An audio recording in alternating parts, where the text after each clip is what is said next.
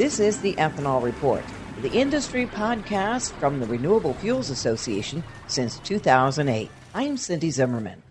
I'm speaking with Robert White, Senior Vice President of Industry Relations and Market Development for the Renewable Fuels Association. We're going to catch up on a few issues related to ethanol.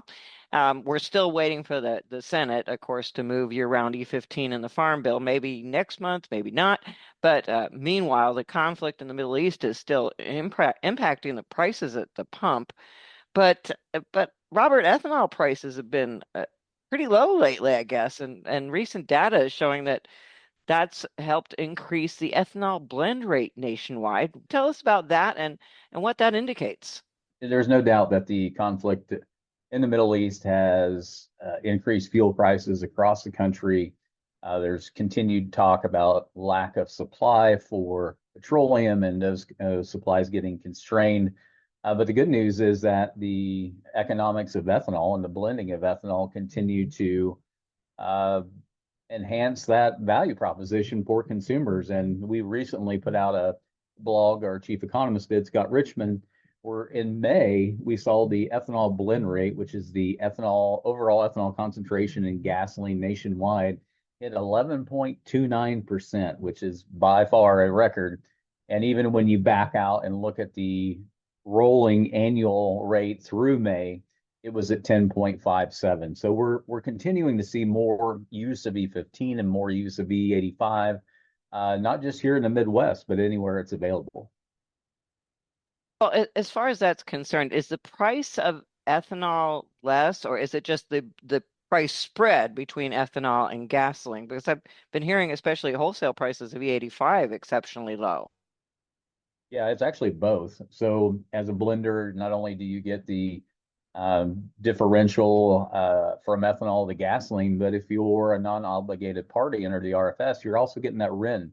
And the RIN value is extremely high thanks to the RVO this year. And so that you kind of get the double dip, if you will. And we have seen E85 prices still today available at or below $1 a gallon, where gasoline is averaging north of 350. So huge opportunities there, especially in states with other environmental regulations like California or New York or some of the others, where we're seeing 50, 60, even 70% discount on E85.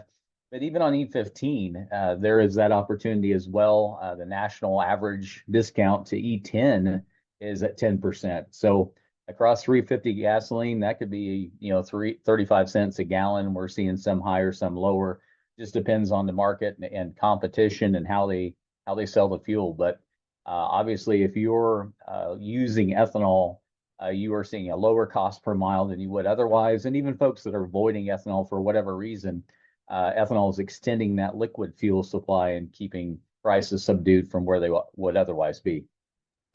Well, getting back to the price for E85, it seems like there's a huge range of that price nationwide. So some retailers must be making a little bit more money than others, but we're seeing real bargain prices in the Midwest in some places, right? Yeah, and some of that is, getting ethanol or E85 already blended directly from the ethanol plants, circumventing some of that terminal markup or every hand it touches. And depending on where you live in the country, that could be several. But no doubt that, I think even some of the lowest discounts we're seeing is in that 50 to 60 cent range. And that is more than enough to make up for any fuel economy differential that you might see. But modern day vehicles, modern day flex fuel vehicles, that loss in fuel economy continues to lower as new vehicles are introduced. So no doubt that no matter what you're paying for E85, most likely for E15, you're seeing that discount and that cost per mile is going down. Well, I'm old enough, and so are you, to remember the so-called blend wall, ethanol blend wall of 10% that was talked about a lot back 15 years or so ago. The idea that ethanol could never get beyond that 10% blend rate. What happened to move us beyond that, over that hump, and get up to here over 11%? Well, there was a combination of things, of course. I mean, the banning of MTBE was a big one.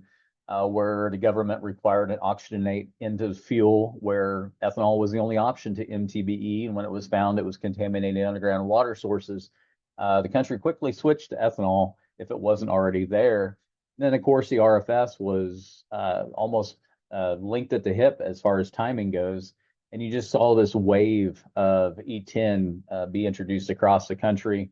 But that only gets you to 10% or slightly there they're shy, because you still have some ethanol free or clear gasoline, whatever it's marketed as, in the marketplace. So you need E15, you need E85, and that just really shows that people think, well, it's only a tenth of a percent, a half a percent, or a whole percent, but that's across over 140 billion gallons of gasoline, and so it does take a lot of ethanol to move that needle. And when you're seeing numbers above 11%, or in this case, almost 11.3%, you know that there is a lot of ethanol being sold in those two blends. And consumers are proving once again for Washington, D.C. and for Sacramento that if E15 is allowed and available, and there's certainty that it will continue to be an option, that not only are retailers embracing it, but the consumers are embracing it as well. Well, you really see the price differential between regular gasoline and ethanol-free gasoline when a station has both. It can be really significant. That's right, and it's obviously the market economics, but on top of that, ethanol is a octane enhancer at 114 octane, and we are octane short in this country, and the cheapest form of octane in the world, actually. When you're taking that sub-octane that's coming up the pipeline and taking it to 10 or 15%, and your option is to add premium fuel onto that sub-octane to get your ethanol free, there is just a substantial differential. And I think the lowest I've seen in recent months was 60 cents a gallon between E10 and E0. So if they're not only probably adding a little margin to that as well because of whatever reason folks are using it, but it's an economics lesson if you have both available at the same pump.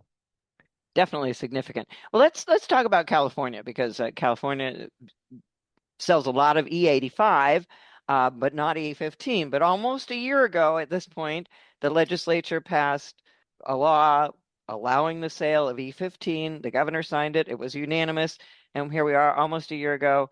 It's still not being sold, but there's a hearing coming up next month. So maybe we're getting a little closer. Tell us what the situation is now in California. Yeah, there's really two things working in parallel. So the hearing that's coming up next month is part of the long-term rulemaking from CARB to allow E15, and that's been going on for almost a decade now. And what put that into overdrive last year was two things. In the governor's budget, there was finally funding put in there to allow them to hire new staff that they claimed that they needed to finalize the rulemaking. But obviously, we didn't trust that. We didn't have a high comfort level that would push them to finalize it.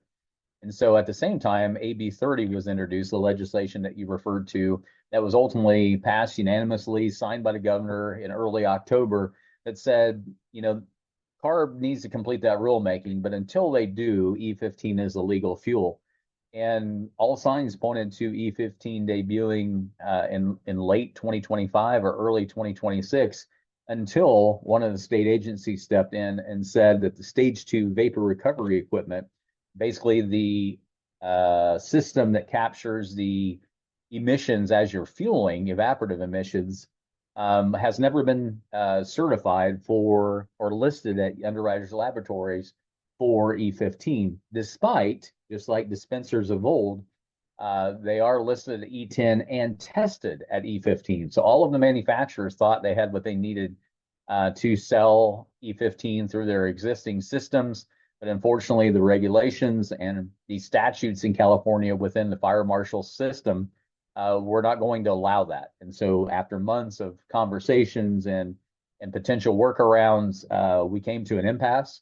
And when we went to the governor's office with the latest, almost 3 months ago, there was a willingness to figure this out. And right now we have draft legislation that has been, negotiated through the governor's office with the fire marshal and other interested parties. And we're hopeful that not only does that get moving, but as you mentioned, the final rulemaking is taking place. But I must caution everyone listening, until the resolution is reached on stage 2 vapor recovery, the final rulemaking from CARB is for naught, because we will still have that equipment issue. But like I said, we think there's finally movement. We think there's a resolution that will bring a workable solution to the retail sector. And both, like I said, are working in parallel. I think what's so significant is when we have this conflict in the Middle East driving up prices, especially in California, where gas prices are just higher than anywhere else.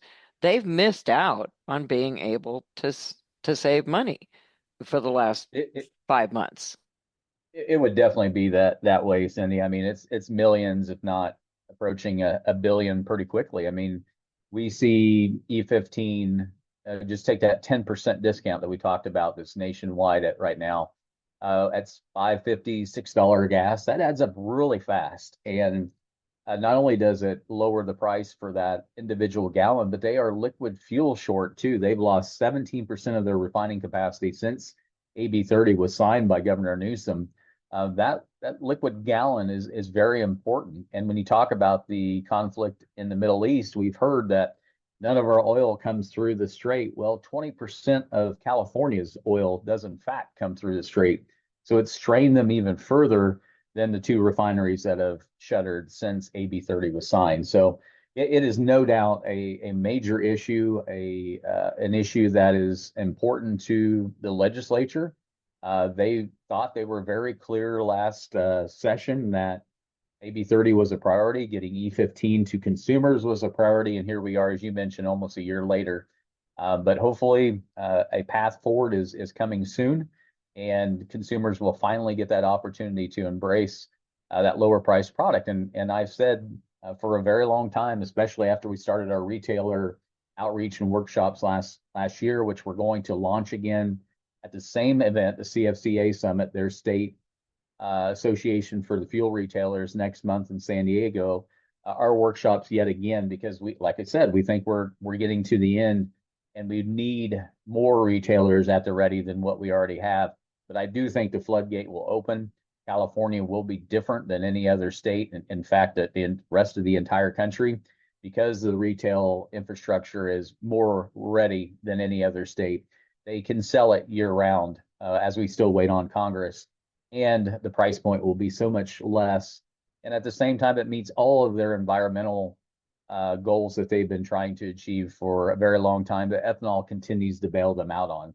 So it's really I don't want to say win-win-win, but it is in California. And I think that's why we'll see E15, when finally allowed, move very quickly. And it will be a win-win-win someday whenever the bureaucrats let it happen.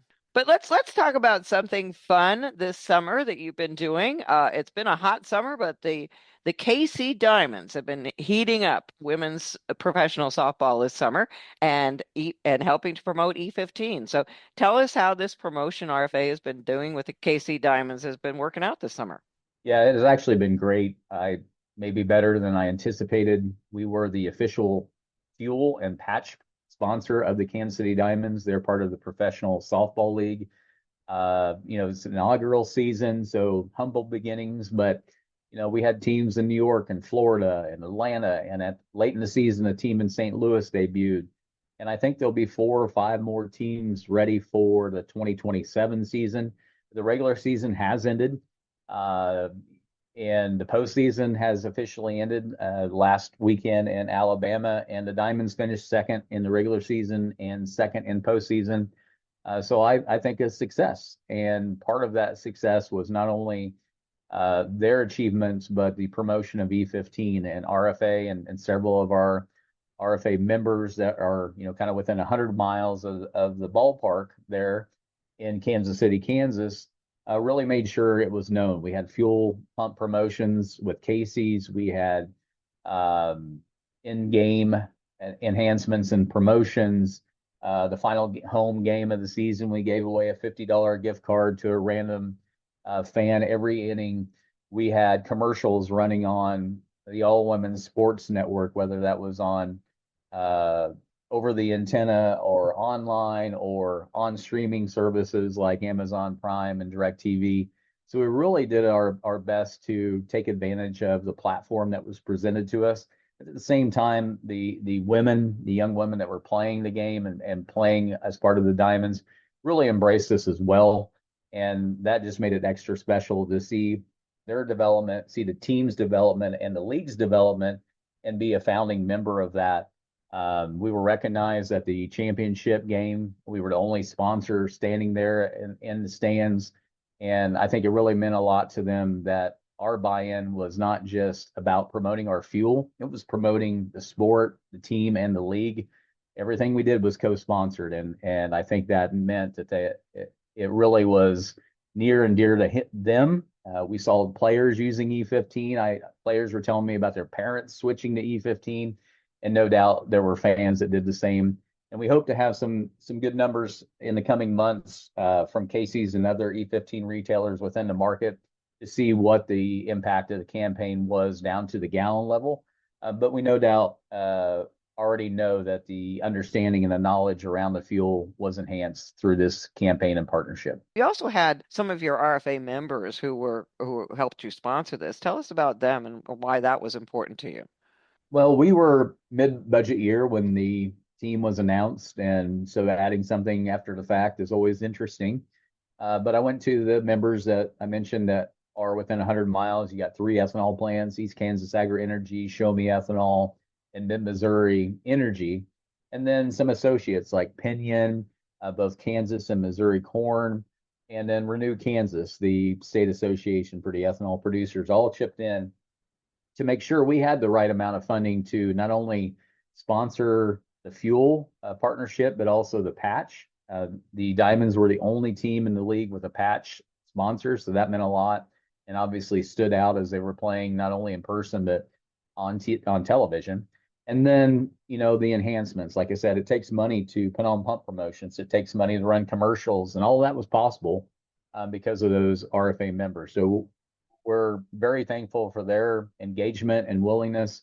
And I've even had some from out of market say that I shouldn't restrict that to just within 100 miles.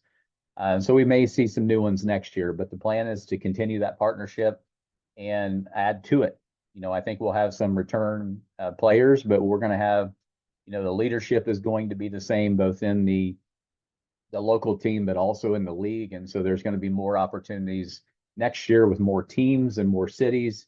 And some of the ones that are being teased, I can't talk about quite yet, but they are in markets that would be very well received for E15 growth. So excited about this year and where it's at. We still do have the team coming back 2 more times in October. They're going to play Nebraska, Wichita State, Missouri, and KU, and kind of a triangle tournament exposition game set up for 2 different weekends in October.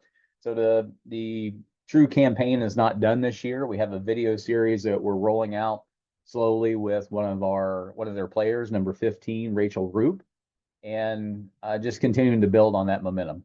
You have some great pictures on the website showing that E15 branding on the field and on the uniforms. And even though this was essentially a local partnership with this team in Kansas City, it was seen all over the country wherever the new league had games this summer, right?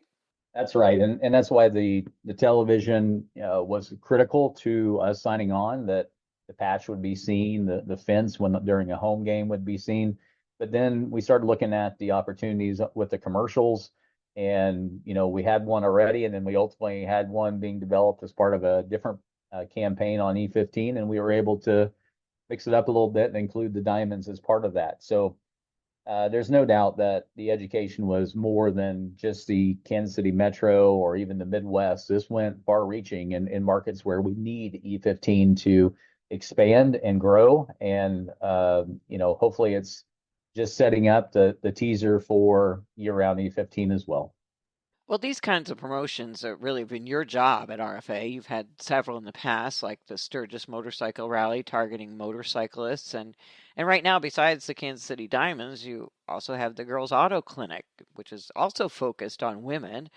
And all of your promotion have been pretty unique and kind of niche focused for very specific markets. So where are you coming up with these ideas? How do you know what might work, what might not, what markets to focus on? Well, it's always great to get in on the ground floor. There's no doubt that there's an expense that you can save there. They're looking for partners like the Diamonds. You know, the season was announced for them particularly quite late. And so the league was already established, but the team didn't get announced till January. And thankfully, my wife was paying attention because she said, "Did you see the team was finally announced?" And I had heard about the PSL being put together, but didn't know we were going to get a team, didn't know how many teams were going to ultimately be involved. And so, part of it is just keeping your eyes and ears open, looking for those opportunities. The Girls Auto Clinic that you mentioned out in Philadelphia, I'm on the ground floor there too as a sponsor. They are not only going to do some workshops in DC in September and October, but they're also opening a second clinic. So again, another example of get in there before the expansion happens. But both of those really had the thought process of educating women. We've talked about this before, where more women than men are buying vehicles and making those purchasing decisions. More women than men are making that fuel decision.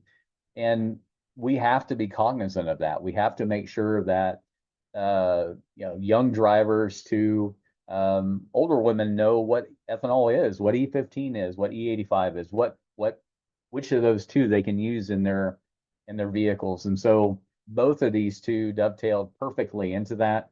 And we don't have unlimited funds. We don't have the Got Milk campaign or Beef It's What's for Dinner. We're never going to have that in the ethanol industry.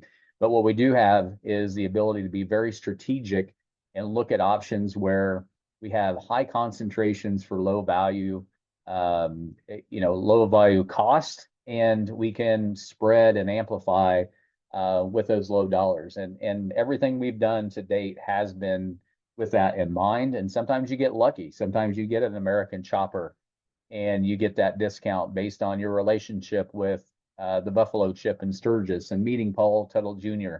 And then you have things like getting in on the ground floor with the Diamonds and the Girls Auto Clinic.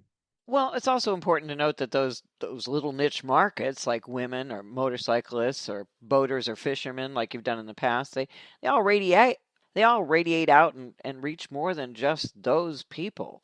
Well, and going back to the boaters and the motorcyclists, one thing that I seem to explain a lot was, yes, those two different demographics use very little fuel in the grand scheme of things.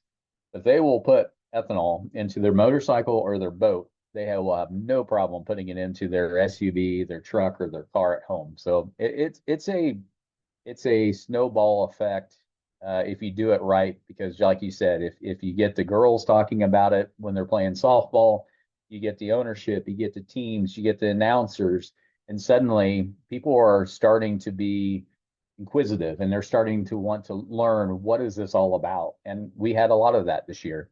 And I think the Girls Auto Clinic, where they have their monthly workshops and they're teaching women about fuel for the first time in many cases in their lives, and ethanol is part of it. It just seems like it's supposed to be there, and it is. It is the part of our fuel today, and it's not going anywhere. Well, it's an educational process, reaching out to specific audiences and focusing on them instead of using a major national approach, and probably has a lot more effective and long-lasting effect. Robert, that's all the questions I have. Anything else you want to add? Well, I just say if you're interested in what we did with the Kansas City Diamonds, we had a special promotional website at fuelthediamonds.com. And of course, all of our information and what we're up to is available at ethanolrfa.org. Great talking to you again, Robert, and hope you have a wonderful rest of your summer. And that's it for this edition of the Ethanol Report. Thanks for listening.